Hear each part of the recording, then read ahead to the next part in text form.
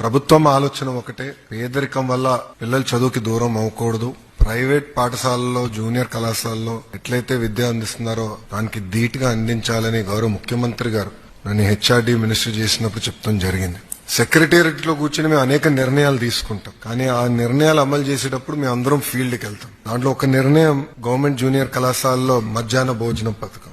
నా ఆలోచన ఏంటంటే గతంలో పెట్టాం, మధ్యలో తీయేస్తారు, మళ్ళీ తీసుకురావాలి, అట్లనే నేను ఆలోచించా. కానీ నేను ఎప్పుడైతే పాయకాపురంకి వెళ్లి చెల్లితో కూర్చుని మాడుతా ఉన్నాను, ఆమెతో భోంచేస్తూ మాడినప్పుడు ఆమె చెప్పింది, నాకు అమ్మ నాన్న లేరు, మా అమ్మమ్మ నన్ను గత 10 సంవత్సరాలుగా చేపలు అమ్మి చదివిస్తుంది. మీరు ఇచ్చిన భోజనం వల్ల ఈరోజు మా అమ్మమ్మ పైన భారం తగ్గిందని చెప్తాం జరిగింది. ఇట్లా మీరందరూ కూడా మీ వెనకాల ఒక్కొక్క జర్నీ ఉంటుంది, ఒక స్టోరీ ఉంటుంది.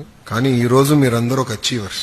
గతంలో ఏదైతే ప్రభుత్వ పాఠశాలల్లో మంచి మార్కులు రావు అని ఏదైతే ఆ ముద్ర ఉందో, ఆ ముద్రని చెరిపేసిన వ్యక్తులు మీరు. వాస్తవంగా ఒక మాటలో చెప్పాలంటే ఇక్కడున్న మీరు ఆంధ్ర రాష్ట్ర ప్రభుత్వాన్ని, ప్రభుత్వ విద్య పరువుని కాపాడిన వాళ్ళు అవుతారు.